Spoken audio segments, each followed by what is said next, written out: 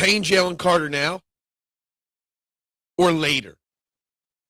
I don't know if it's as cut and dry as people think to just automatically extend Jalen Carter this offseason. Phillies, pressure on Andrew Painter? Is there pressure on the young stud prospect ace of the Philadelphia Phillies? Sixers back at it tonight after the All-Star break. No Joel Embiid, shocker. Trending in the AM. We're live. Taking your thoughts and opinions on all this and more in 30 seconds.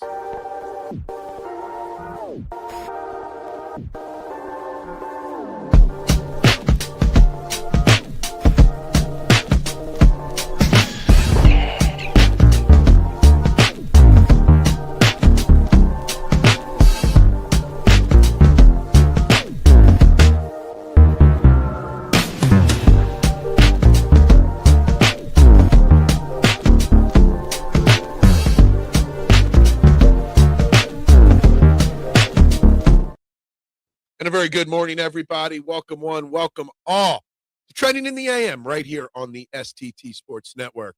We're live, YouTube and Twitter. You know the drill, wherever you're watching. However you're watching live or on replay, do me that favor. Hit the like button wherever it is on your screen. Hit the share button wherever it is. And, of course, subscribe to the STT Sports Network. Free to do. Free to support your local content creators. It's free to help everybody out here by doing your part and supporting this channel. I'd greatly appreciate each and every one of you if you could do that. And if you're watching live, of course, vote on the poll question of the day. What should the Eagles do with Jalen Carter this offseason? Extend him, pick up his fifth-year option, and obviously the crazy answer of trade him. They're your options. We are going to talk about Jalen Carter and some of these tough decisions contract-wise that the Eagles will have this offseason because there are a lot of tough decisions for Howie Roseman this offseason. So there is lots to get into with that. Other topics that we will be discussing today, obviously, Sixers back at it in South Philly tonight after the All-Star break. Atlanta has come to town. But, of course, we've already gotten Joel Embiid ruled out. The All-Star break was supposed to be the time that he got right. He sat out the last couple games before the All-Star break to get right. And now he's sitting out again, so Joel Embiid out again tonight for the Philadelphia 76ers. Great, fantastic. Something to monitor going forward, of course. And then, of course, the final thing, the Phillies this weekend, they get their first spring training game underway. And I got a question for you on the Philadelphia Phillies. Does Andrew Painter have pressure on him to succeed immediately? And I know that's a lot to say and ask of a young kid to succeed right away in Major League Baseball when he hasn't pitched in the bigs yet. But with all the hype, with all the waiting, with Zach Wheeler missing time to start the year, I think there's some pressure that he's got to succeed right away. Good morning, Duck.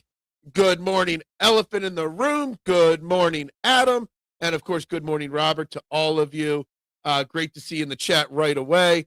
Embiid will never be healthy. Absolutely not. It's how healthy can you keep him for a stretch, if that makes sense. It's trying to keep him healthy for the right stretch. That's about it. Getting hurt during the All-Star break is like getting fired on your vacation. I've had some weird, pretty close calls with that one, actually, in the past. But, yes, he didn't get – well, I guess he did get hurt on the All-Star break because he was sitting out for knee maintenance. And I guess during his workouts, during the All-Star break, he reported shin soreness, which I have no idea where the F that comes from. But here we are. Joel Embiid out again. Seattle Seahawks got themselves a solid running back coach by plucking away Hammock from Northern Illinois. Yeah. Okay. Cool. I guess. I don't know.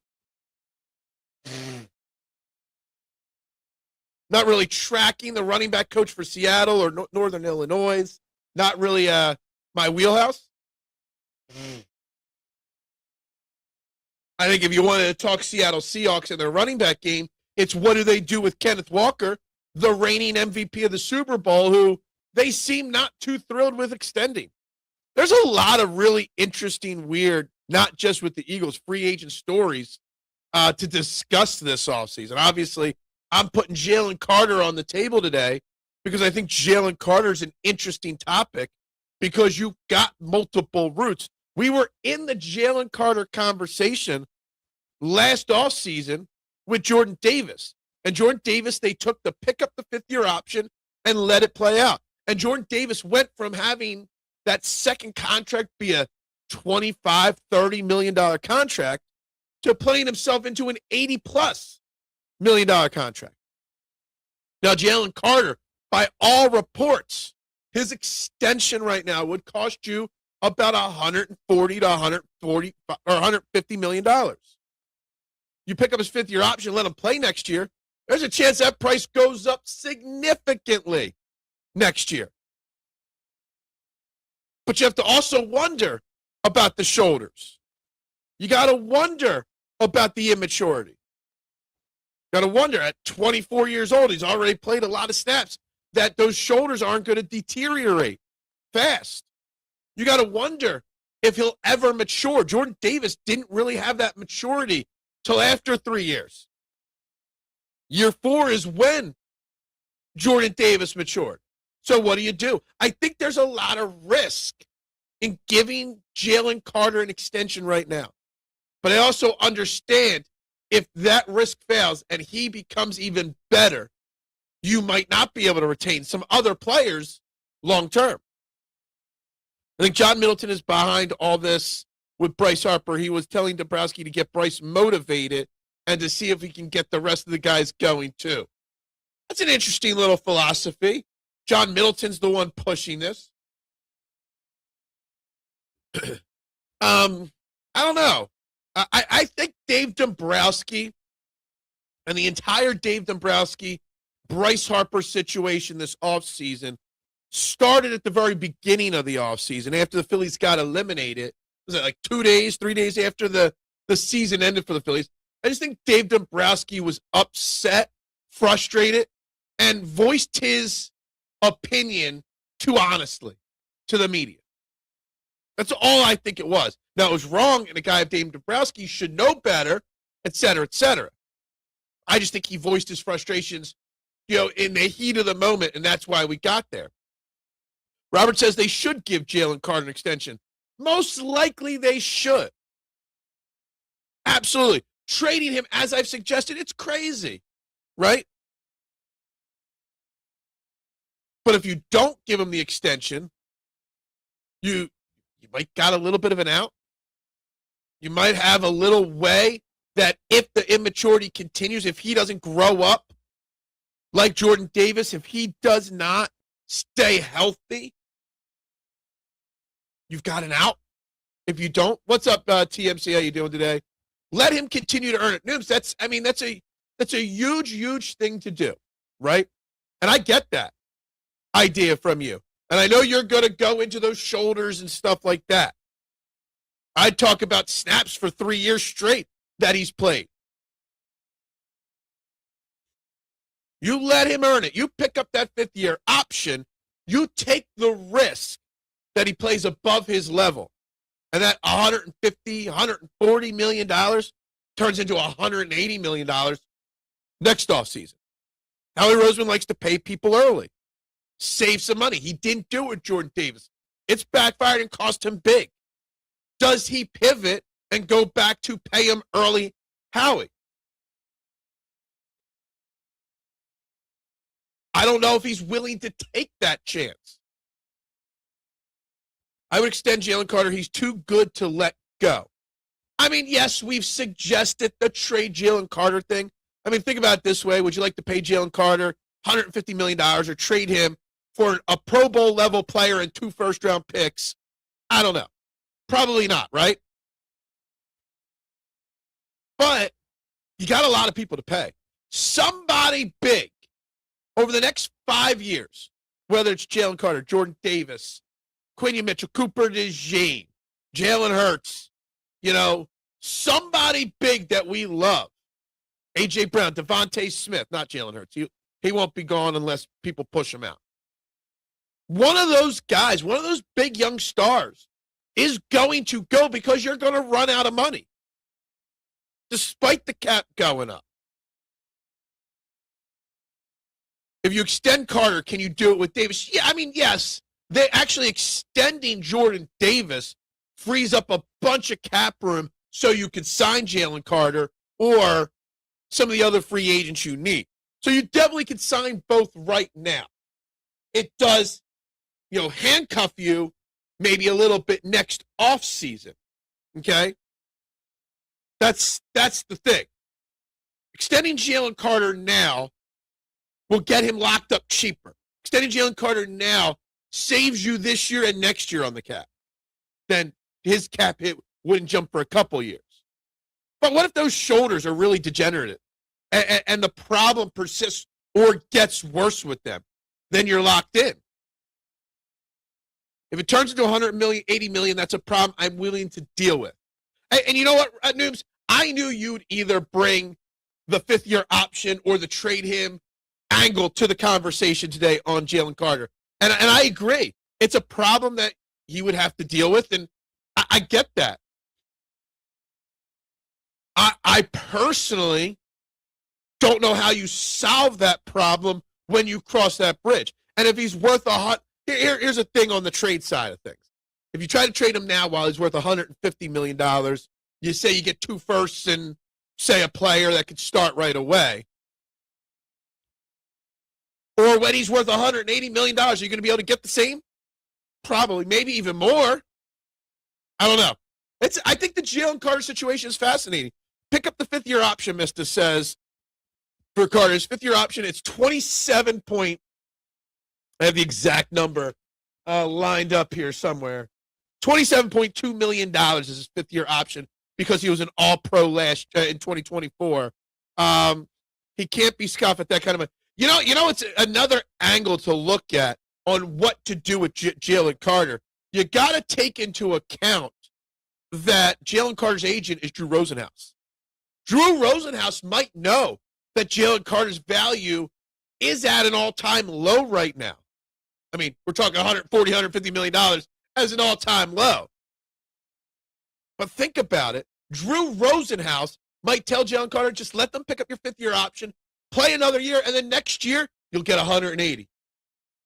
Do you take that chance if you're Jalen Carter and Drew Rosenhaus?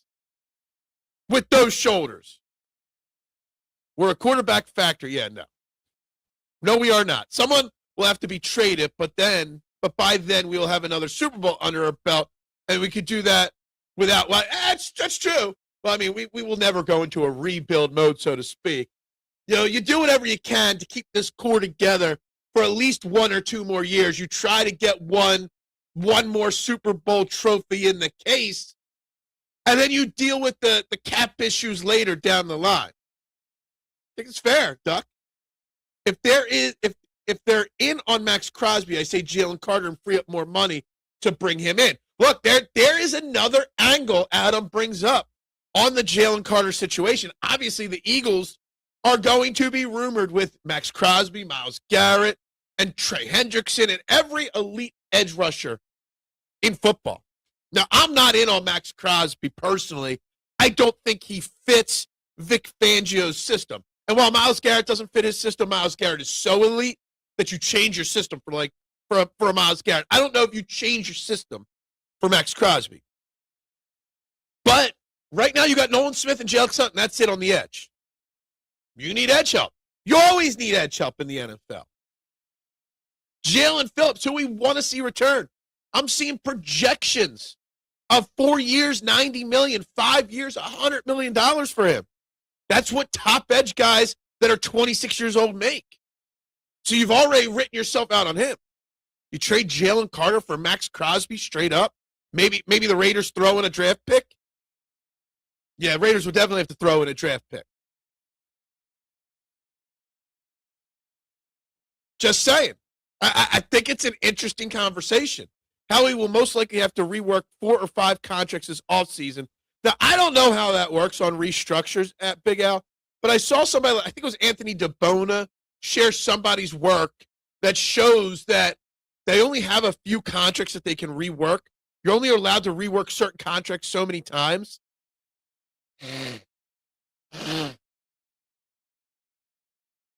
The places to save salary cap money this offseason is by cutting Michael Carter, is by extending Jordan Davis, and by restructuring Jalen Hurts' contract. They're the three big ways you can save money this offseason in the salary cap side of things. But I don't know if there's 4 or 5 guys. I mean, I just assumed you restructure Lane Johnson, you restructure Jordan Mailata, Cam Jarrett, you restructure whoever and just save it. But I think I read that they're only restructuring a few guys this offseason. So take that with what you will.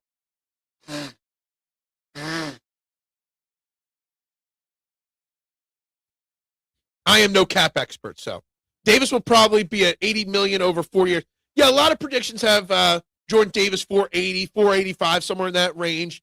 If we extended him last year, it would have been in the 60. I think it would have been even less than that, Duck. I remember sitting on this show suggesting like $25, $30 million last year for like 3 years for Jordan Davis. In my opinion, he doubled his value in 1 year.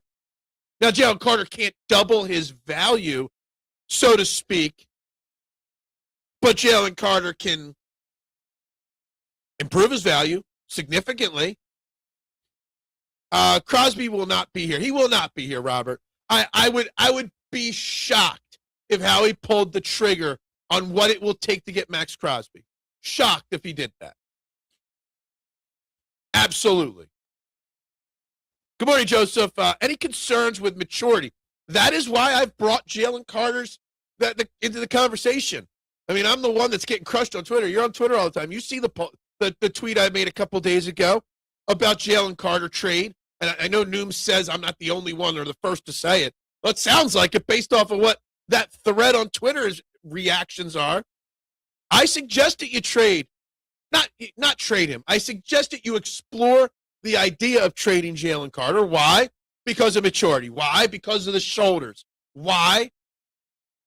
A lot of reasons. Can you pay everybody?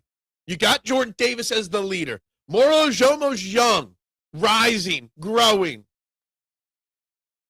I think there's room to have that conversation. Maturity is an issue. Is getting a haul for a player like Davis or Carter a loss? Get 4 years of great play, the top tier trade value. I mean, I think that's interesting. So you're saying get these great players young, use them up for 4 years, then trade them while they're at peak value, but at their cheapest. Now, I don't know what Jordan Davis would fetch. Jalen Carter would fetch you a Micah Parsons level deal. Jordan Davis would not. There's also that argument that the Eagles could consider trading Jordan Davis. I'd be utterly shocked there, being the fact that I'm firm set that he'll be a captain on this team next year. But just saying, I like your out-of-the-box thinking. I see projections, yes. What? I don't understand that.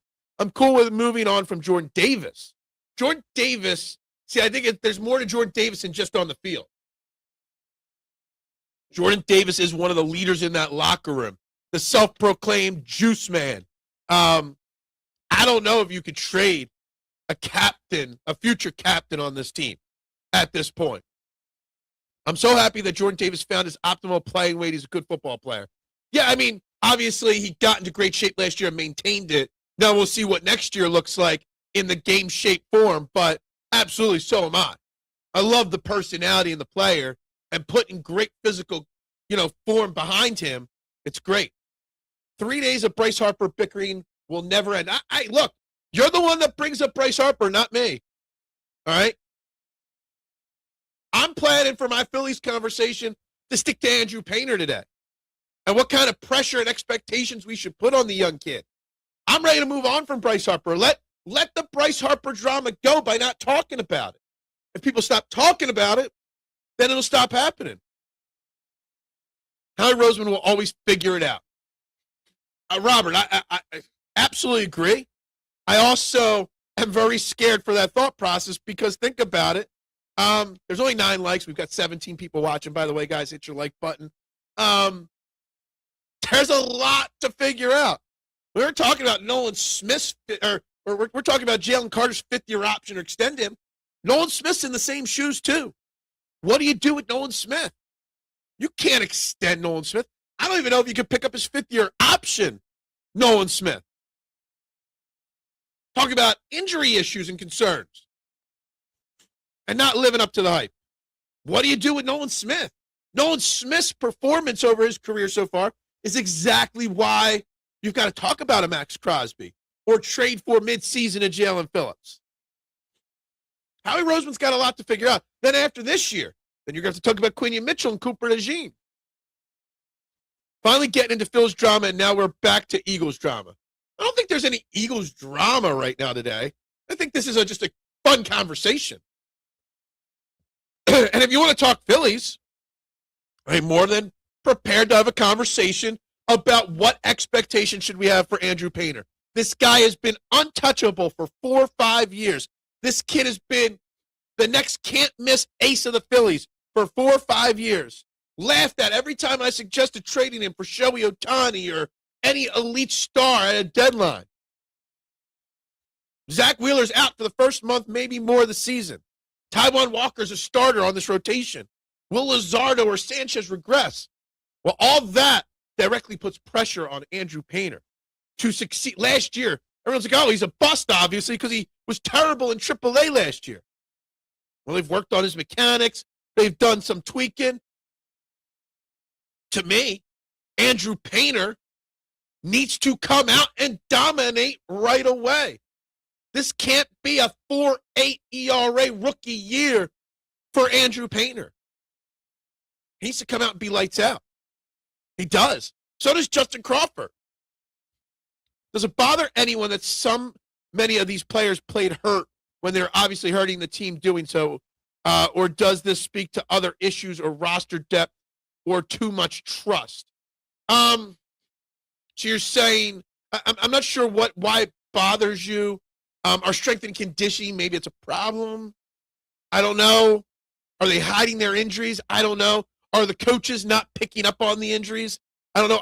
You know me, Nooms. I always say coaches need to protect the players from themselves.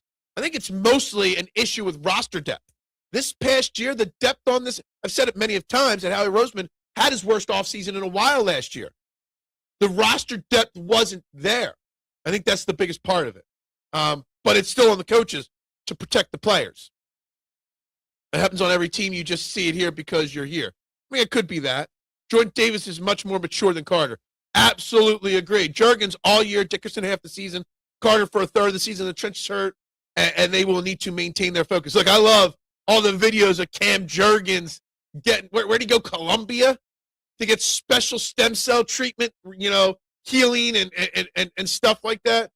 Cam Juergens was a lot more hurt than we realized. It's always the hurt. It's the coaches. It was too effing hot. It's never these players are horrible. I mean, I think that it was a lot of hurt players last year. The coaches stunk. The depth was terrible. And the players aren't horrible. I think that's a reach on the players we're talking about right now. I don't care about the leaders in the locker room. Every year we're dealing with locker room drama. Are we dealing with drama every year? I mean, was there drama when we won a Super Bowl? Maybe. There's drama in every locker room, in every sport. The leaders are why you don't hear about it all the time in every locker room, in every sport. All right? That's where the leaders come in to control these issues before they come out. Do you sign Reed Blankenship? I do. I do sign Reed Blankenship. Hopefully very cheaply. But I do re-sign Reed Blankenship this offseason. You've got to reshape so many parts of this team that you can't reshape. You're already down to just Drew McCuba and Sidney Jones right now under contract at safety. You need Reed Blankenship and another free agent. Absolutely. At safety or another draft pick. Hopefully you get Reed Blankenship for like 3 years, $20 million or something like that. 8 to 10 guaranteed. That would be a goal for me. Is it possible Dombrowski and Middleton, being a league-first owner, is trying to silence Bryce Harper from the salary cap? Not elite comments. Seems too planned and calculated. Do I think the comments lead to because of the salary cap? I don't know. I'm not sure. I don't think they're linked. They're both separate issues, but I don't think they're linked as directly as you do. I mean, you do have What was the report that what's his name was in the locker room late last season and Harper was speaking up and somebody told him to shut the F up or something like that? I forget the whole situation. You should have no expectations for the Phillies, and that will make watching them easier, more fun. I think team-wise, I'm going to carry that Sixers no expectations philosophy into this next Phillies season. Absolutely. But individual player expectations, I think, are okay in baseball. What do I need to see to keep me entertained? Are we not entertained? What do I need to see to keep me interested so the Phillies don't become the Flyers to me? And Andrew Payne succeeding keeps me interested every fifth game at least. You're pissed. Why are you pissed? I know. God only knows. I don't even know if I want to know. Better be pissed off than pissed on. That is very true. Sixers play tonight. I think Payne will be fine. I don't know if him being fine is what I want though, Robert.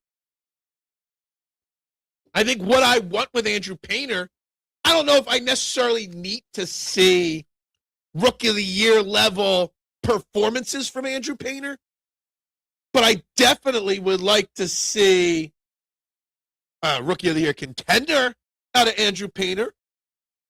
We've had opportunities to trade him for guys over the last couple of years that could have turned the tides of this organization to be real true contenders. But he was untouchable always. We have struggled to develop prospects for years in this organization. You've got one that supposedly is the man. We've been told to wait and be patient for this guy. I said back in 22 or 23, bring him up for the stretch playoff run before his Tommy John injury. Why wait? I kind of feel like I need to see him succeed to pay off the waiting. Coaches are not protecting the players from themselves because there isn't depth, so they sacrifice the players' health to cover. Absolutely, I think there is something to that. Absolutely. The lack of depth this year on this team was startling. There were a ton of injuries for the 07 Giants and the 17 Birds. Yeah. As long as these teams are in Philly, drama will follow. That is true as well. Actually, the 17 Birds were remarkably healthy. Were they? I don't know. I remember some injuries. I just can't remember who throughout the season. Maybe they were healthy by the time the playoffs came around. The Bears and the 49ers didn't seem to have much of an issue keeping it together. Was there drama during the Super Bowl? We had a effing guy reading self-help books on the sideline. Yeah, we did. And guess what? It didn't stop us from winning the Super Bowl. Why? Because that kind of drama happens everywhere on every team. I'm sure the Seattle Seahawks had drama this year. But A, we're not in Seattle to hear it every day. And B, they have leaders that keep that under control. Remarkably healthy for maybe a COVID patient. What? There was a ton of Giants injuries when they beat the no injury Eagles in 25. Man, Vasak, you're feeling extra down and negative this morning. You're in prime unhappy mode this morning. 17 Birds were about the area of quality of impact and not the quality of bumps and bruises. Phillies will not win more than 90 games. Oh, man, that's scary to think about, Robert. I'm right now thinking, I haven't made a prediction, but I'm somewhere in that 88 to 92 range for the Phillies. So right at 90, basically. I don't know what that means. What is an elite player in baseball anymore? There's a handful that can be considered elite, like Shohei Ohtani. Everyone else is middle. We keep paying mid-players elite money, and cap's got to happen. I think that's very fair. There's only a few elite superstar baseball players. I get that. How about we call them the very good elite? There's the elite of the elite, and then there's the very good elite. We got just the good elite, not even the very good elite. Sixers are playing another shit team. Atlanta right now, as it stands, is the 10th spot in the play-in series. So they're a playoff team we're playing tonight. Don't worry. Payne is back, Vasak, to save the season for the Sixers. Woo! Campaign, baby. At least Kyle Lowry doesn't have to come off the bench in a pinch. But I'm disappointed knowing the Sixers play tonight. And Joel Embiid, after an All-Star break of rest and skipping the last 2 or 3 games before the All-Star break. It's been like 2 weeks. I'm disappointed that he's not coming out to play tonight. Second or third for sure. Maybe. Why is it Carter's fault he has shoulder issues? The Eagles have a training staff and strength and conditioning coach. They are supposed to keep injuries in check. Yeah, I mean, they should have said, I mean, he was hurt in training camp. He tried to push through. I joked on this show that he purposely got ejected from game 1 because he wasn't healthy enough to play. Obviously that's just a joke, but I mean, I can pretend that's a real legit thing. I think some of the shoulder issues are because of the snap counts he played in 24. I mean, he was playing 98 to 100% snaps every game. What defensive tackle in football? What defensive lineman in football does that? None. That's on the coaching staff, letting him burn out maybe. 17 Bird, whole O-line was a patchwork where we had like 17 different starting rotations that season. That was 2020 when we had not Jerome Brown. What did I say? What was the guy's name? Fixing his gloves in the middle of a play. Yeah, that was 2020. Didn't stop us that time, but you can't rule out the seasons the Super Bowl sat between. You can't. I get it.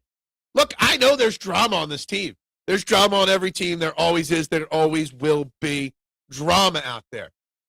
Okay?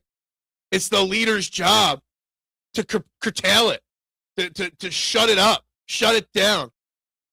Hey, that's fine. You can be straight. Be straight. It's fine to be like this morning.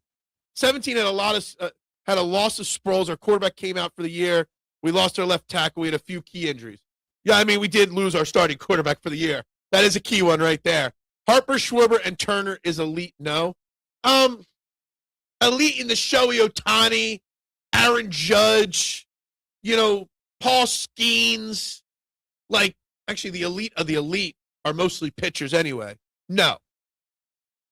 Harper, Schwarber. Schwarber's an MVP caliber player.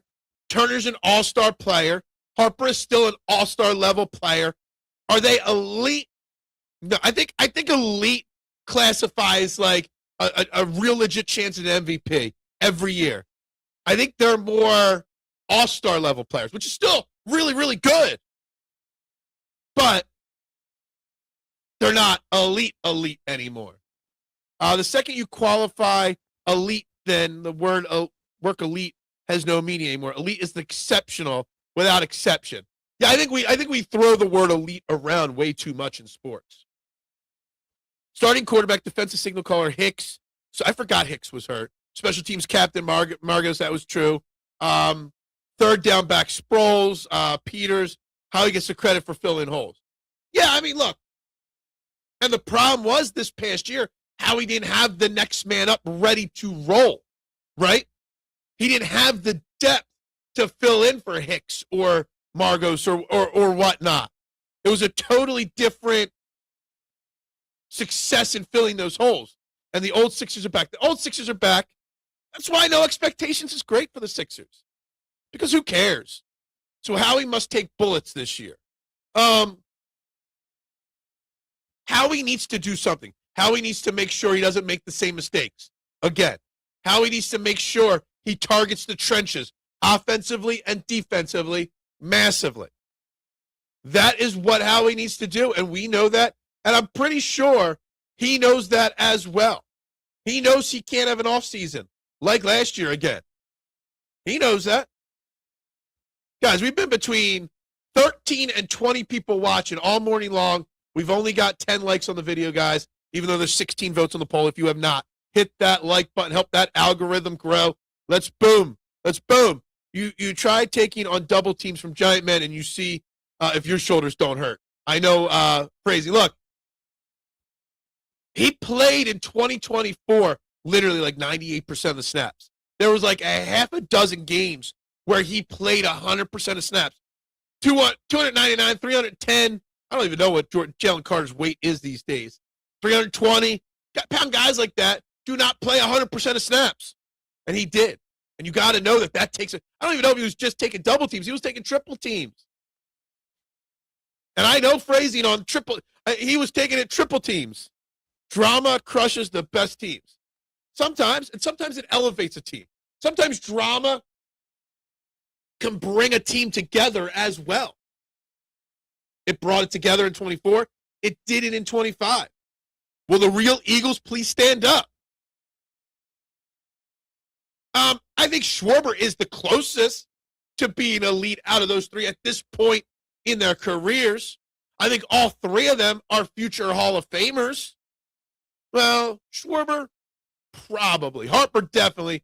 Turner, most likely. But I don't know if they're elite yet anymore. The elite of the elite, sir. With honor, sir. Yeah, I know.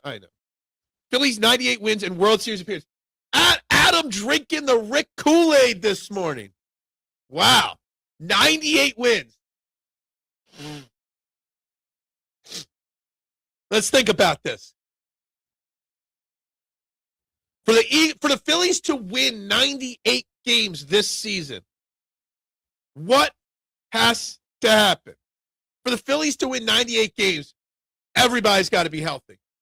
Bryce Harper's got to play at an MVP level, right? Andrew Painter's got to be elite. Christopher Sanchez and Zach Wheeler got to be competing for the Cy Young.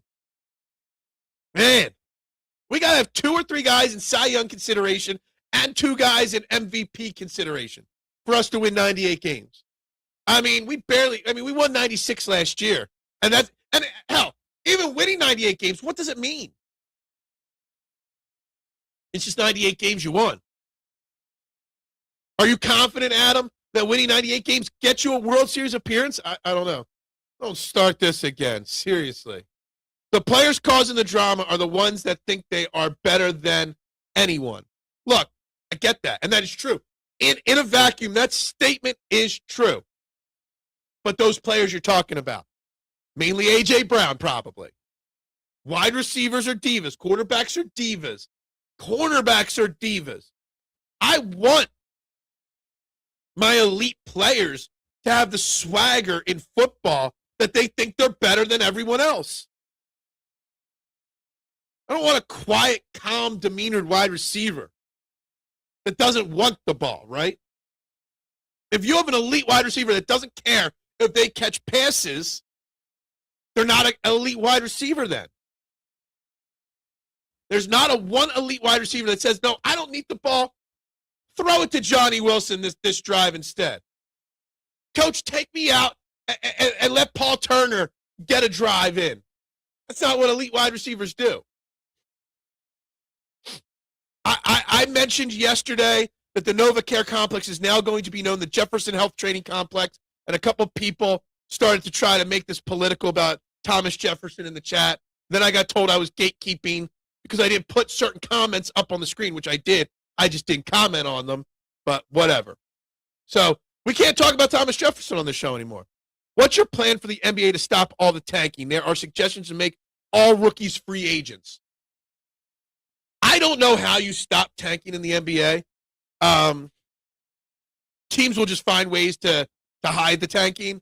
I see people saying that the lottery teams have to play like an NIT type tournament to win the first overall pick. I don't like that idea. Teams tank in football all the time. Does anybody complain about NFL teams going for the number 1 overall pick, resting players in week 18? No. I just think it's part of sports. I don't think you'll ever. I mean, you can't stop them from tanking.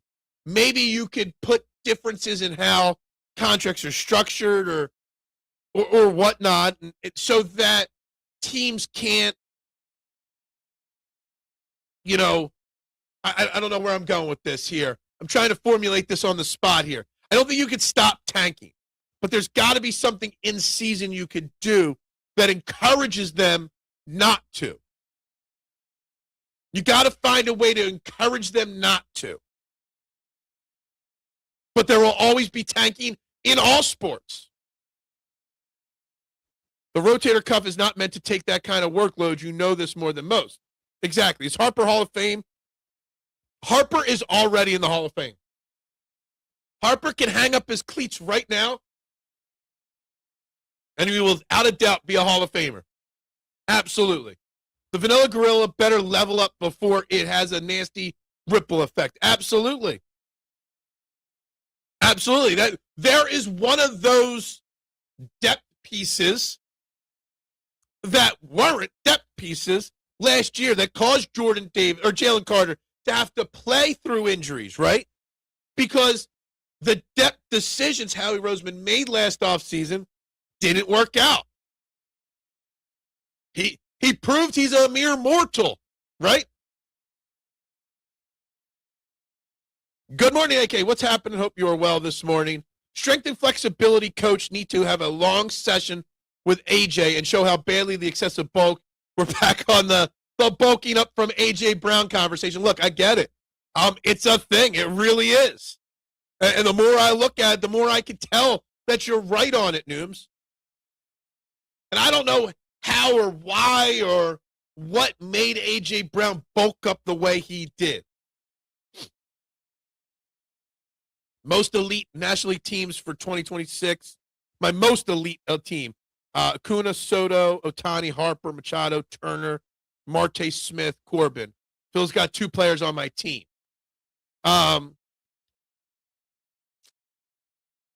Is Turner the best shortstop in the National League? I'm not sure about that. I don't know who would be, but yeah, I guess Turner's still the best shortstop in the National League. Ty Robinson wasn't good enough to even get consistent snaps. He wasn't good enough to get snaps when Jalen Carter missed games. And that, to me, is scary. That's a lack of development or a big swing and miss on a player. That's a player whose nickname is more successful than the player itself. That sometimes a cool nickname makes you more famous than you should be. I played defensive tackle in college and I had to fight off double teams. You have to use your legs and leverage. The upper body just isn't strong enough. And that's fine, mister. It still brings into the question on what you do with Jalen Carter this offseason. I don't think we've come to an agreement even close on what the best path forward is. And I still think there's something to the other little aspect of it that his agent, Drew Rosenhaus, will potentially tell him to just say, give me my 5th-year option as a security blanket, and let's play out next season without an extension. Because if he plays well, you know Drew Rosenhaus wants that money and wants his clients to get that money so he gets that money. So maybe Nooms' idea of just wait and see and I'll take the chance on $180 million next offseason might be the way to go. He really didn't look good enough to be on the 45. What was that? Ty Robinson, yeah. I never understood the Robinson and Powell Riley. Well, the Antoine Powell, APR. Like, I mean, there were people saying that this guy was going to, they were telling me this time last year, not this time, training camp last year, that APR was going to not just be good, but make the team and be rotationally used last year. The dude got cut from our practice squad, which everybody does, but he couldn't even latch on with other practice squads last year. I think he came back here eventually.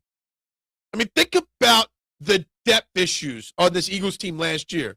I mean, just think of it. We sat here last year, talked about how Josh Uche was going to have a revival, that Aziz Ojulari was going to have 8-10 sacks this year. These guys couldn't get on the field. Some injuries, some, they just stunk. It put more pressure on Nolan Smith to play hurt. It put more pressure on Jelks Hunt. Jelks Hunt may have became a diamond in the rough. It made us have to go out and trade for Jalen Phillips. There was a lot of hype put on those 2 players. It's most likely going to be the Dodgers and Blue Jays again if I was to bet on it.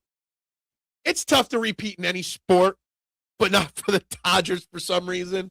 But yeah, look, the Dodgers are the best team in baseball. The Blue Jays are one of the 2 or 3 teams. Let's not forget, Vasek, and I haven't checked these in about 2 weeks now, but as of about 2 weeks ago, the Phillies were the 4th or 5th favorite to win the World Series betting odd-wise.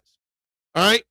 They were the 2nd most likely team on the odds board to win the National League behind the Dodgers. Why? Because they're still a really damn good baseball team. They've just failed the last couple of years, right? So sports books, the way they set win or those championship odds, the teams they think most likely are going to win, they don't want you betting them. They don't want you betting the Eagles to win the Super Bowl next year, and they don't want you betting the Phillies this year. If they didn't care, they would try to sucker the Phillies fans that think they're going to win a World Series by laying 25-1 or 28-1 odds, which is what I think it should be about. And I would probably take a gamble on that. But at 15-1, 13-1, I'm not wasting gambling money on that. So, yeah, it's most likely going to be the Dodgers again. Yes, we are not excited for this Phillies season. But the sports books tell me we should at least have some hope. Robinson was slow, like real slow, also didn't have a solid enough strength to push or switch. Yeah, look, like there was nothing to him. Like he was just a guy. He wasn't even just a player, he was just a guy. It was I won't say he's a bust, but it was a swing and miss move in year 1 for Ty Robinson. I don't think we should be calling him the vanilla gorilla. We could call his game vanilla, but that's about it. There are people telling me that Antoine Powell-Ryland was going to be the steal of the offseason. There are people that thought he was going to have 5, 6, 7 sacks for the Eagles. There were people telling me draft out saying that he should have been drafted in like the 4th or 5th round by the Eagles, let alone an undrafted free agent. Ridiculous the hype they put on him. Why I worried about JC's future. Sometimes you're such a freak, you can get away with a technique that's less than optimal. It's a great point. Maybe his technique needs to be improved. Maybe you're onto something with that one there, for sure. It's Howie's fault he spends the entire team budget on player scouting. The team needs better trainers and conditioning. Look, there were injuries. There's no doubt about it last year. And if you have great depth, you can mask those injuries. Last year's depth was not it. What's up, David? How we doing this morning? The Eagles' only path to do the 5th year is to do the 5th year and then try to sign him long term. His shoulder will worry Drew as much as the Eagles. Lifetime security matters, and Jalen is very comfortable in Philly. That is not the case for him everywhere. He will not likely sign a Devontae Smith-friendly deal, but if he gets reassured they will keep dogs, who he calls family around him, it will matter. I think it's all very fair. I think Drew Rosenhaus will play a huge factor. I mean, as he should as the agent. He will play a huge factor in Jalen Carter's decision. I've suggested Drew Rosenhaus might say, just take the 5th year option and wait to see what next year is like, because you might get 140, 150 this offseason. You might get 180 or more next offseason if you ball out. So I think Drew Rosenhaus is going to have a lot of influence on what the Eagles do with Jalen Carter, more so than normal player agent-wise. I did as well, Mist, and I agree, but a guy his size is playing too down, and leverage is different. Plus, he probably relied on pure power his whole life. Yeah. Weaklings tank, it's horrible. I get it, but it's never going to stop. Tanking is never going to stop in sports. Tanking happens. Like, everyone wants to stop it in football or in basketball. It happens in football all the time. It happens in baseball all the time. It probably happens in hockey. I just don't watch hockey or enough of it. But that's okay. You're not going to hit on every 4th and 6th round pick. Absolutely. But when you expect to rely on them, I think there was an expectation when Milton Williams left in free agency that Ty Robinson was going to step in. Because let's backtrack for a second. You lost Milton Williams, right? You also lost Thomas Booker when you traded for Ja'Cory Bennett in training camp. Okay? So you expect it to rely on that fourth rounder and Ty Robinson because you lost Milton Williams. Moro Jomo slid from number 4 on the depth chart to number 3. And then Thomas Booker was going to take over number 4, but you traded him away because you thought you hit on that fourth rounder. So that was a misread by Howie Roseman. Excited for the Phillies season? How? Why? I mean, I wish I was. Jerry Reese had a career year in 07 draft for the Giants, but he also had a crap ton of misses. Yeah, look, every GM has misses. It happens all the time. It's not rare. It's just we haven't seen it lately from Howie, so that's why it's kind of shocking this year a little bit more. And that quarterback that was at Ohio State and Syracuse, holy shit, is that guy bad for the pro level? What? Ohio State, Syracuse quarterback? Oh, Kyle McCord. Tough. I don't even think they gave him a futures deal. They don't even want him back on the practice squad. Lindor is the best shortstop, is he? That was the first name that popped into my head, but I'm not sure.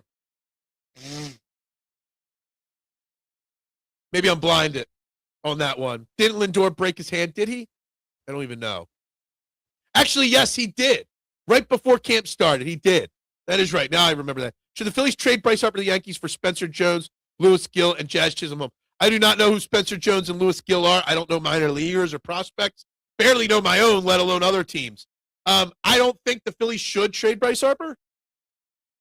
I think that he might request it after this year. But again, you can't just trade him. He's got a full no-trade clause in his contract. That is why he chose Philly over other teams. And I think he wants to be here. But if he asks out after this year, sure. I don't know who these guys. I know who Jazz Chisholm is because the Phillies could have attacked him or gotten him at the deadline last year. But, outside of that, I don't know these other guys. Honoring DJ tonight before the Sixers game, Dr. J. I mean, cool. You really got to find a way to attract the crowd post All-Star break by bringing in Dr. J tonight. I mean, it's basically what they're doing. They're using Dr. J to fill seats tonight. I think it was his toe. I don't remember. Flyers need to learn to tank. Flyers need to learn to do something. They need to learn how to get our attention back full time. Yankees would never trade for Harper. Why? I mean, they might. The Phillies shouldn't trade Bryce Harper, especially for Yankees castoffs. Look, I think that the topic of trading Bryce Harper, it's not even a topic right now, okay? Harper hasn't requested a trade, and unless he does, he ain't going anywhere. Tendonitis is a big part of football, Big Al. I always had ankle problems because of my flat feet. Jalen Carter probably just got his genetics, just has the genetics that makes his shoulders susceptible to injury. It's possible. Hey, have a great day at work, Adam. Keep pumping it out. Keep grinding, my man. And tell everybody you meet at work today. Trending in the AM, STT Sports Network. Subscribe. Got to get like a printout for you to hang at work of the QR code. Spencer Jones is one of those overhyped Yankees prospects with a ton of power, but much more swing and miss. Gill had one good year, then got hurt and didn't look the same. Jazz Chisholm, I mean, he's nothing special in my opinion. Your top 3 must-watch players in Phillies training camp. Aiden Miller, number 1, because I want Aiden Miller on the Phillies right now. That's a big deal to me. So Aiden Miller is absolutely on my list in training camp. I will not put Andrew Painter. Andrew Painter, I want to see succeed. I want to see Andrew Painter have a huge year. I think there should be pressure on him to succeed. But pitchers you can't get excited for, must watch, so to speak, in training camp because, let's be honest, pitchers don't do much in training camp but work on their stuff. So Aiden Miller is number 1 on my list, okay? Honestly, Alec Bohm is number 2 on my list of must-watch because he's got to fend off Aiden Miller, but he's also going to, he's a free agent after this year, right? That was his last arbitration hearing this offseason. So he's at the point of his career where he's got a chance to make generational money potentially. in a certain, like, not Bryce Harper level, but you know what I mean. I mean, Alec Boehm's a guy that if you look at his stats among third basemen and you look at his stats amongst all hitters with running and scoring position, Alec Boehm's a top 10 third baseman and a top 10 player with runners on base in the regular season. Alec Boehm's a guy to watch this year. That's number 2 on my list. Number 3 must watch. It's got to be either Bryson Stott or Brandon Marsh. One of those guys got to break out for the Phillies eventually or finally or maybe. And both are starters on this team. So it's Miller, Boehm, and either Stott or Marsh, and I haven't decided yet. Come back tomorrow, and I'll answer the final one between those two. It is a good question. I think it's an interesting question. Had the flat feet as well. My biggest complaint still this day, broke more bones in my feet than I like to admit. Wow, that sucks. But I broke my foot and my little toe on the Holy Cross recess yard in like the 6th grade. It was the biggest pain in the ass thing I ever broke.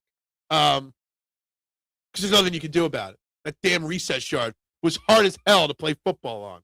Hopefully we don't make the same mistake with Aiden Miller as we did with Ryan Howard and wait too long. Freddie, I'm right there with you, Defo. I am. If the Phillies had any guts or balls, he'd be starting day 1 for the Phillies this year. I know he's only got a cup of coffee in AAA. But when you listen to Larry Boa talk about Aiden Miller the way he does, that dude's seen 60 years of baseball, Larry Boa. He knows what he's talking about. He might be past his prime to be a coach anymore.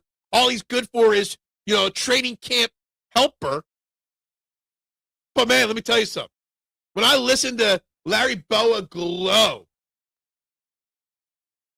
like grooms do about their bride on their wedding day, that gets me excited for Aiden Miller even more than I already was. Just start him now. But I don't know what then you would do or how you would fix that. Played soccer all through high school, and my pivot knee still tells me when the rains are coming. Well, my knee and leg tell me all the time because of the double compound fracture of my right leg that I took in college. But, yeah, we all have those injuries. Al walking around with a Haglund deformity these days. Possibly. Have I heard Shaq's new rap song? It's called I Think Charles Barkley is Smoking Crack. I don't know if this is a joke or not. If it's a joke, then he still needs to make it anyway. If it's not a joke, I'm not shocked. But it's probably accurate. Chipped 2 teeth on that yard. Dude, that yard, I actually broke someone's collarbone playing in that recess yard. I just threw a pass playing football, and dude dove and laid out. I'm like, what are you doing laying out on a cement concrete parking lot for a football in a rough touch football game? Are you nuts? He's like, well, you shouldn't have thrown it where he did. I'm like, it's the only place you could have caught it. He's like, I did catch it. I'm like, I did. I still remember that. Wish I remembered the kid's name that broke his collarbone. I would go Crawford, Payne, and Miller. So all the young kids are you're most excited for. See, the thing is, I can't get excited for pitchers in spring training or in training camp because what are they doing? They're going to go out and they're going to throw 20 pitches, then 30, then 40. They're going to go out one outing and just work on their fastball. The next, they're just going to be working on locating their changeup or curveball. They're going to work on just 2-seam or 4-seam fastballs. So, like, pitchers work on certain things versus just playing baseball in spring training. So, I can't get excited for pitchers in that sense in spring training. But for the year, of course I'm excited for Payne. Never played any sports, so I don't been bringing bones. I mean, I didn't play many sports for teams, but I played some. But all my injuries, all my bad injuries happened in pickup games, which is even worse. Justin Crawford is why I'm excited for 26th season. Look, I'm excited too. He should have been up on this team last year. Middle of last year. Justin Crawford should have been starting in center field for this Phillies team every single day. But they held him back. And that's why I have no faith in Aiden Miller, because you just don't know how much longer they're going to hold him back. Is Charles Barkley even 220 right now? I don't know. He's taking the Ozempic or whatever right now. He's dropping a lot. Trade Boehm and Miller a chance, and then you still have Kemper Sosa at third. Yeah, The problem with trading Alec Bohm, it's not as easy as you think it is. Dave Dombrowski has openly tried to for 2 years, and no one wants him. The problem is, and this was talked about the other day with Luke Arcani on this show from Crossing Broad, that the Phillies have set the value of Alec Bohm here. His value is here. But because Dave Dombrowski has been so open about trading him, teams are only offering down here. They're not even offering close to what his value is. Definitely not anywhere near what the Phillies value him as in a trade. And that's where Dave Dombrowski has gone wrong. He just openly holds no secrets. Here's my poker cards. All in. Well, I know what you got. I know whether I can call or not. It's crazy. My friend's wife chipped a tooth on her.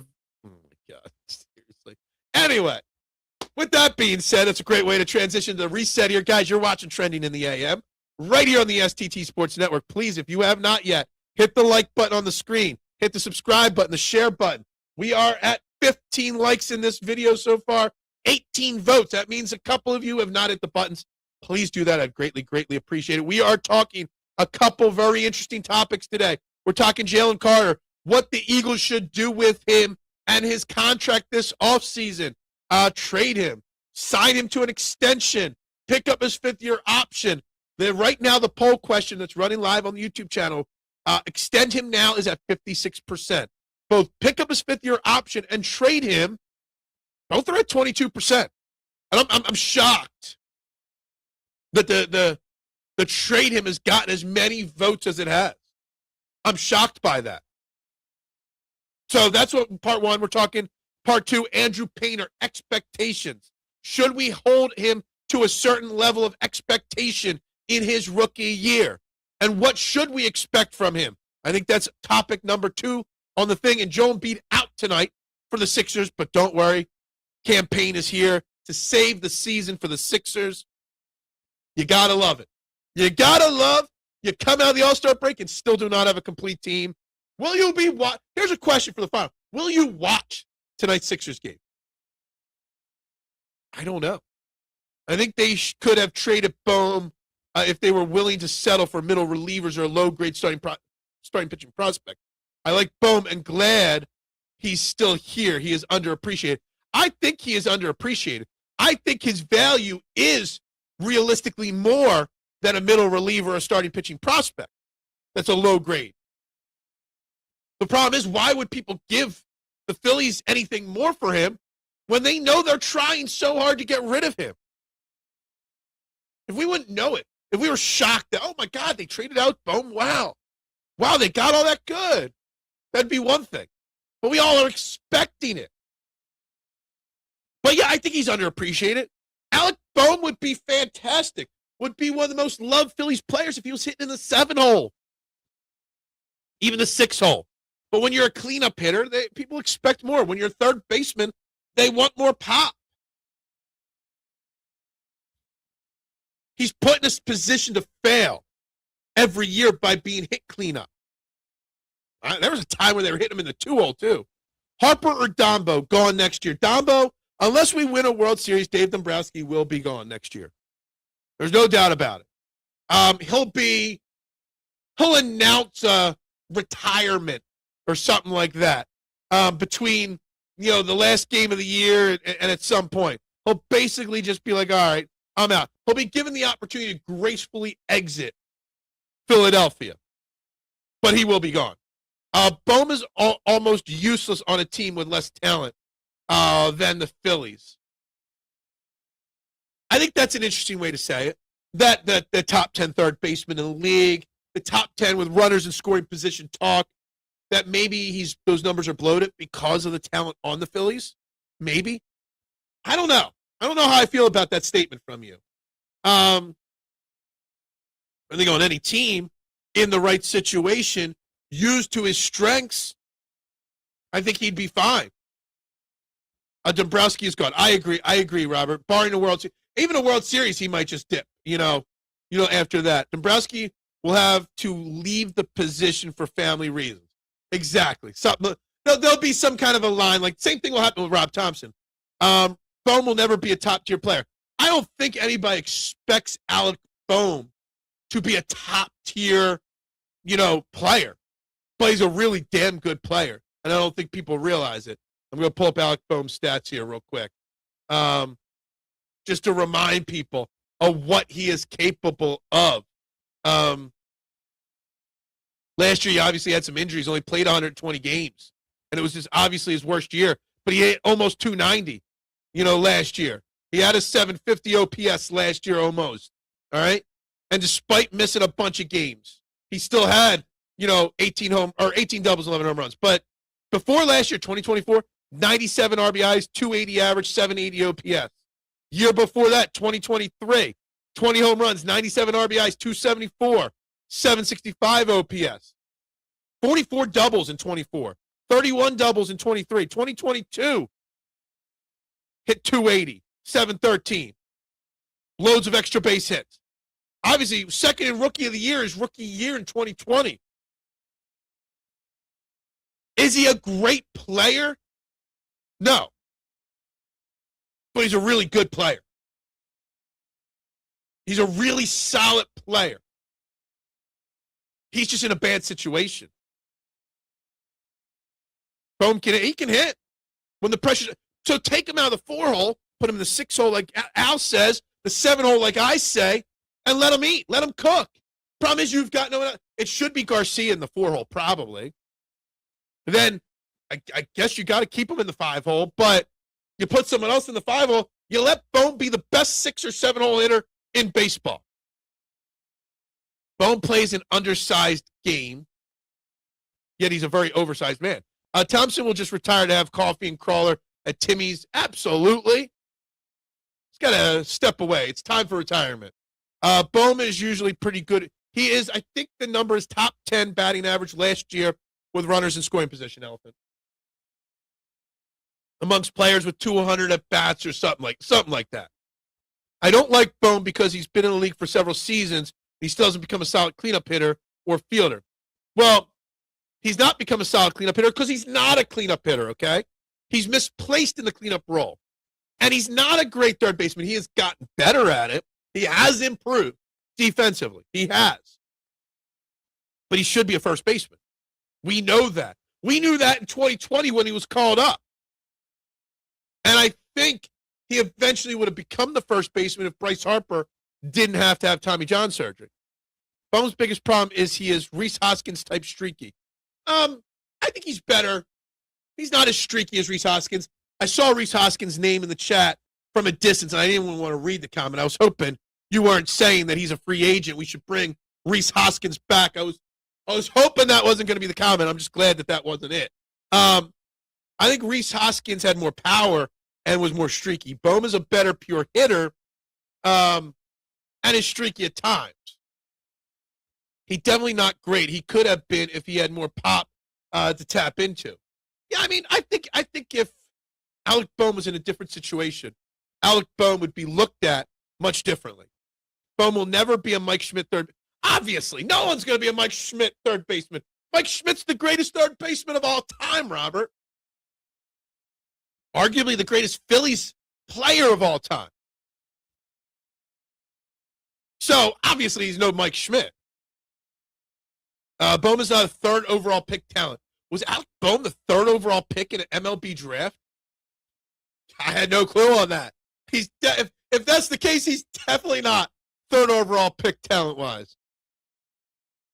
And that is the problem, elephant in the room, with this Phillies team. It's absolutely what the problem with this team is. You don't have anybody that's not consistent. Everybody should. Even Trey Turner. I expected Trey Turner to be that consistent guy. But he got to Philadelphia and instantly became streaky. Schwarber, streaky. Harper wasn't streaky, is becoming streaky. Marsh, streaky. Stott, streaky.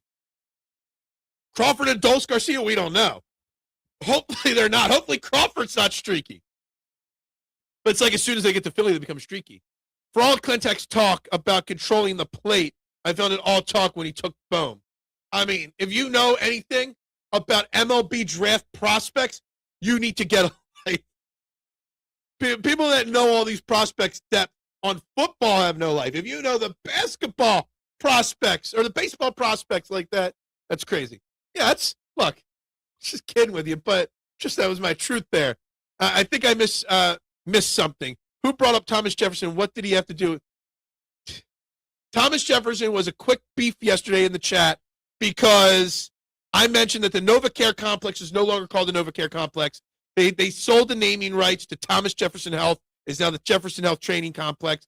Just brought that up, and someone said in the chat that Thomas Jefferson was a bad person and whatnot, and wanted to make it about Thomas Jefferson's history. And I guess I didn't want to engage in the conversation, so they got pissy, and I didn't want to get all political on whether Thomas Jefferson was a good person or not, because that's what the comment was. He was a bad person. Whatever. Don't want to talk about it. So I guess I can't talk about naming rights, on this show. Because I guess I gatekeep. Because I don't want this show to go in a certain direction.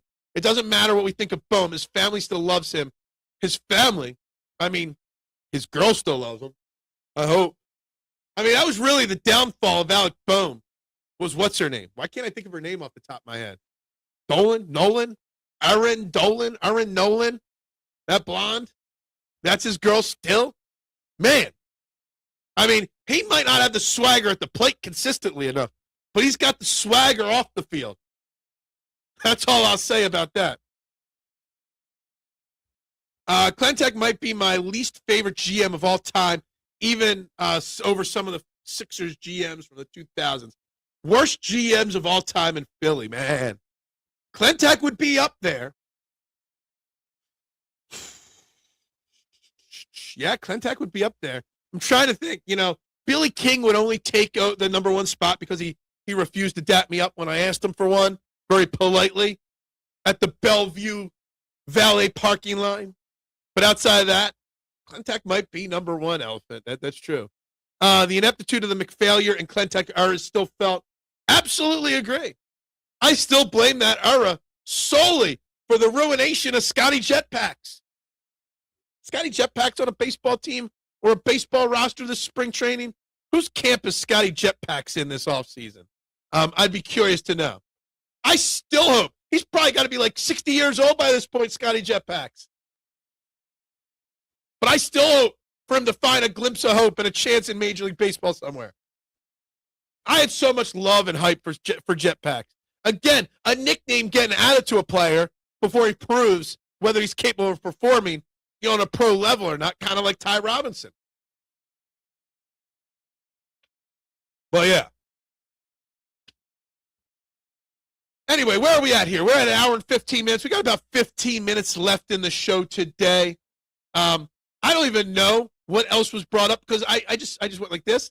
Comment up, comment down on so many things yesterday after that. I guess that meant I was ignoring comments because I wasn't reading those comments. We got to understand there's rules on this show. I set the rules. And yes, to an extent, I do gatekeep. I do put up every comment, but I still do gatekeep. This is the People's Morning Show, but I still am the one in control. And that might piss somebody off, but oh well. Anyway. Jalen Carter, Jordan Davis, picking up the fifth-year option has passed the trade him in the poll question of the day, just barely. Right now, 20 votes. It looks like 12 say extend him. It looks like 4 say trade him, and that would mean 12 and 4, that's 16. That means 6 people said pick up his fifth-year option. I want to explore why the suggestion to trading Jalen Carter now before paying him is such an outlandish thing to Eagles fans. Everybody can't wait to trade AJ. Everyone can't wait to move on from Jalen Hurts, the winningest quarterback in Eagles history. But suggest trading Jalen Carter coming off an injury-plagued year after a decline, after 3 years and no growth and maturity, knowing you've got to pay him anywhere from $140 to $180 million in the next 2 years. Why is that what sets off outrage in Philadelphia? The trading Jalen Hurts thing doesn't. People can't wait to move on from A.J. Brown. But yet trading Jalen Carter creates outrage. A guy that you don't know what his future is going to be like, that you could theoretically get 2 first-round picks. And what did the Packers give up? A Pro Bowl level defensive tackle that once was an All-Pro, I think second team, and 2 first-round picks for Micah Parsons. So we can have all this Jalen Hurts hate and rage and trade him, cut him, he stinks. But suggest something on Jalen Carter, who hasn't proven as much yet, is such an outlandish take. And I'm not saying I would do it. I'm not saying 2 first-round picks would get me to pull the trigger or not. All I ask is that you contemplate the idea. And that's what gets the hate. Adam Schefter is so good at saying nothing. Absolutely. Absolutely. I mean, he's a professional, right? What is he saying something this morning that I'm missing? Or are you talking about his appearance on Wednesday on the morning show, that the other morning show, not this morning show? Because obviously he's not on this morning show. But anyway, yeah, I mean, Adam Schefter is great for that. Now, back to the Jalen Carter thing for a second. At what point would you be okay with the Eagles pulling the trigger on it? If somebody called and offered a Micah Parsons level package for Jalen Carter, how do you not? With Howie Roseman's success over the last 6 years or 5 years in drafting in the first round, how do you not? His AJ Tradometer, he's got a Tradometer. Does he have a graphic for that? Look, I would be let's settle the AJ Brown trade talk right now. Okay? There's 10 minutes. Let's move off of Jalen Carter for a second. Let's go back to AJ Brown.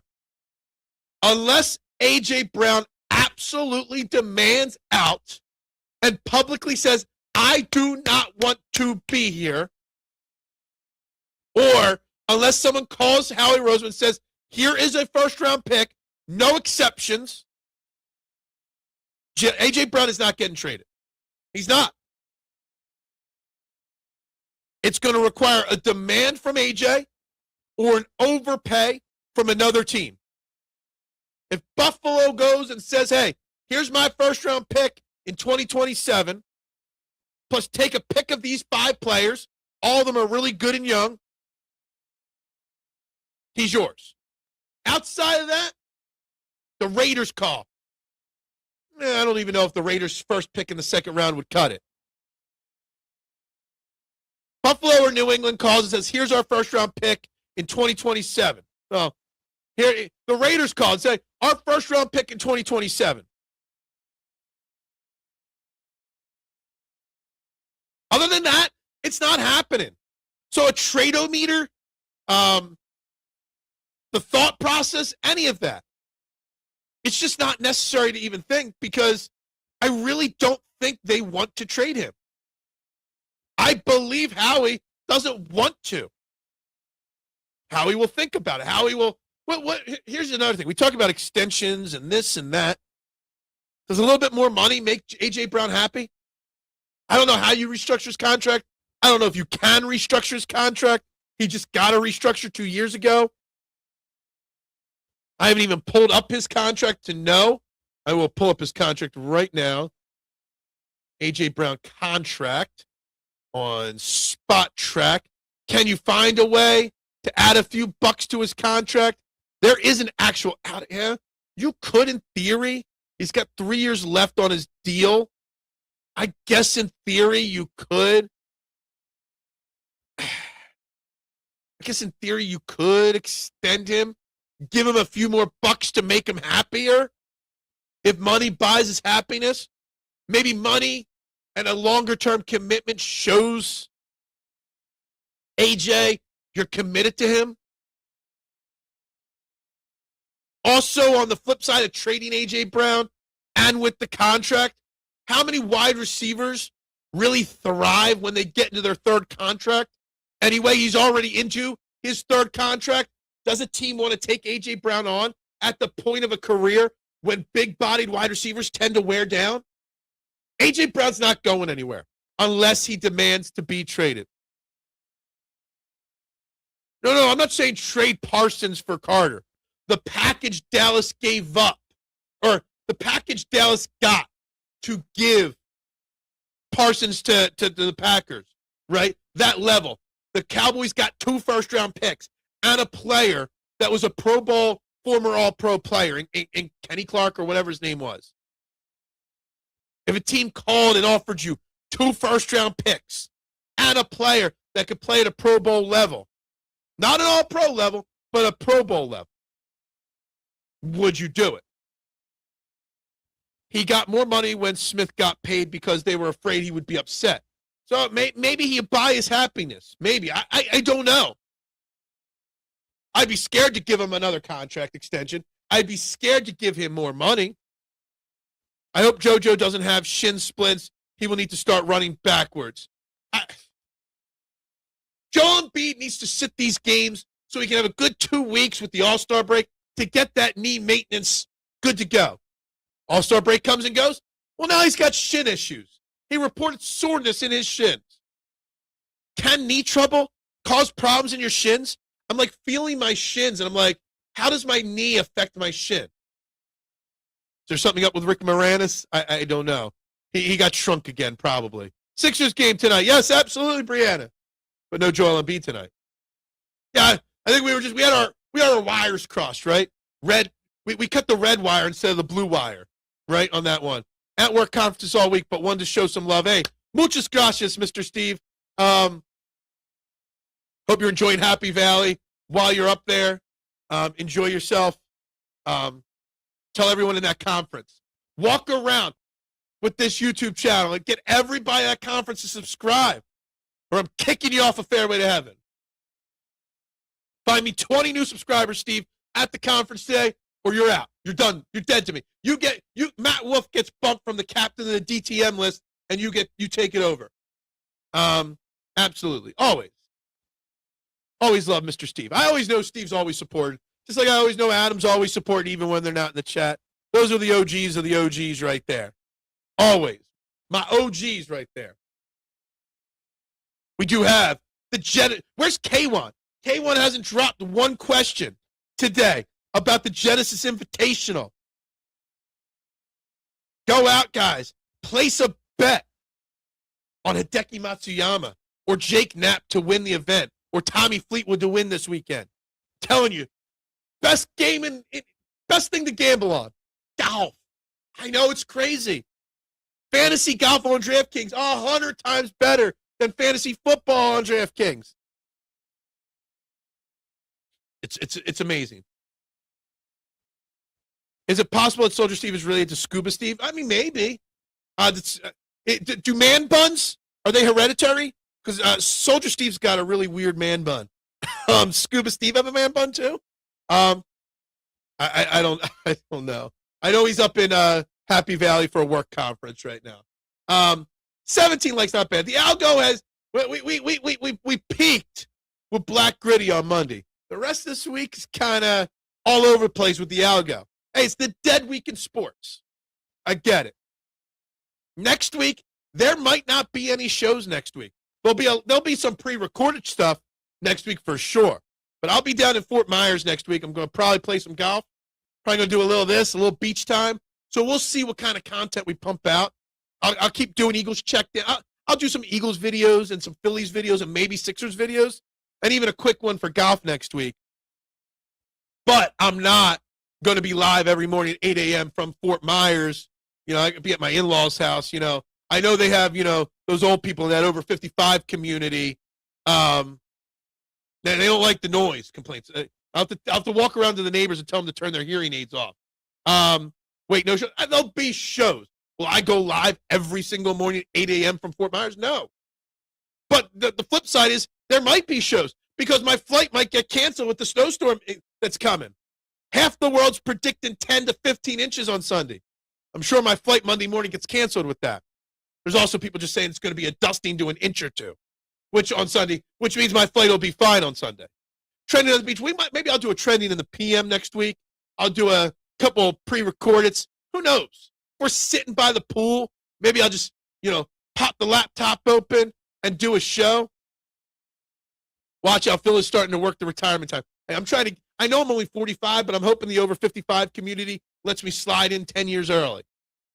A few of you fine folks checked out Philly Press Box last night. Hey, chat in the chat. What's up, my man? Great show as always with Bob. Bob's always a great guest, for sure.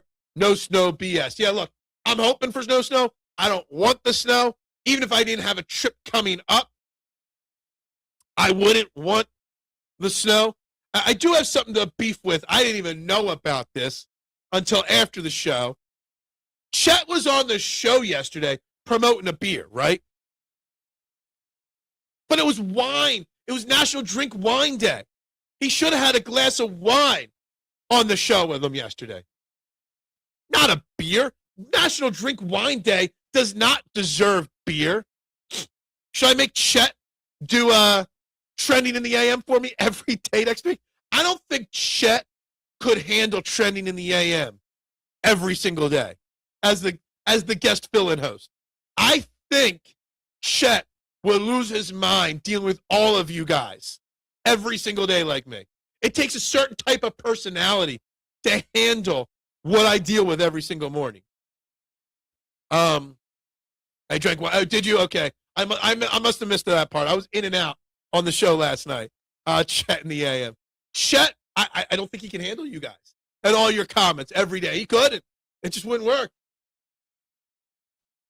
But yeah. Have you done it for 5 straight days? I don't know. It's tough.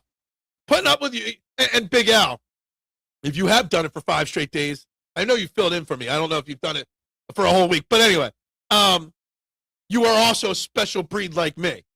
The water in Springfield, the water in the fountains at Holy Cross made us special kinds of weird and crazy.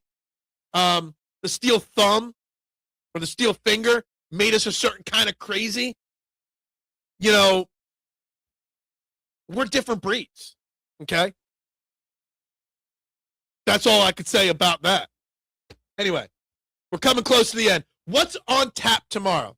I need to Jalen Carter today. What Eagles players should we delve into tomorrow on Friday? I think Jalen Phillips. I think Nakobe Dean. I think Reed Blankenship are names we are going to discuss tomorrow.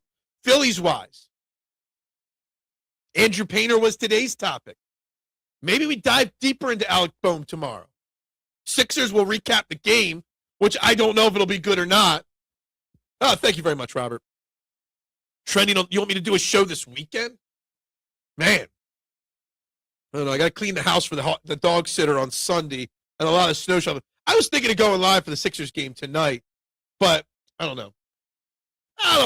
We'll see. We'll see what happens tonight or this weekend. I don't know. Yeah, that'll help build the algorithm back up. I vote what's on tap tomorrow. More Harper, Pickering, and Clearwater. Why? Why would that be what you vote for? Like, can't we, if we talk about it, all right, then it continues. If you stop talking about it, I saw a thing where the Eagles might sign Kyle Pitts. We can bring that up. Maybe I will. I'm going to write his name down. Maybe I will bring up Kyle Pitts because he is a name that people are enamored with, and I'm going to say no to. Okay, maybe I'll put that on the list for tomorrow. Gold medal hockey game, is that tonight or this afternoon? Maybe I could do that. Kyle Pitts cannot block, but we've got a new offensive coordinator with a new offensive system. Do we need the tight end to block in Sean Mannion's system? Do you need you need a great blocking tight end in what Howie Rose or Nick Sirianni's been doing for the last 5 years? But do you under Sean Mannion? I don't know. Crazy Eagles free agent names this offseason is a great topic. Yeah. Okay. Crazy Eagles free agent names. Kyle Pitts would be number one on that list.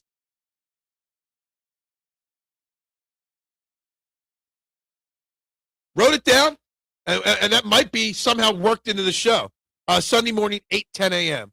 What is Sunday morning, 8:10 a.m.? Oh, that's when the hockey game is. Gotcha. Yeah, I'm not live streaming. It's 8:10 on Sunday morning. Pitts is also expensive for what he does. I think the problem with Kyle Pitts is he's valued here. Like Alec Bone isn't like Kyle Pitts is like Alec Bone. The perception is different than the reality. Gold medal hockey starts Sunday at 8 a.m. Gotcha. That's the last main thing in the Olympics. I haven't done a watch party for the Olympics like I thought I would, but I've just enjoyed watching the Olympics on my couch every night. Anyway, we got to wrap this baby up. Everybody have a great Thursday. Don't work too hard. Enjoy, like, subscribe, share. Come on, we got to build this channel. We've slowed down on the pushing the subscriber count. I hit 1,000 and we've plateaued. So guys, tell your friends, tell one, tell all. Subscribe to the STT Sports Network, setting the trends for what sports talk should be in the Philadelphia area. Everybody have a great day. But for the day, everybody have a good one. Go Birds. Bubbles up.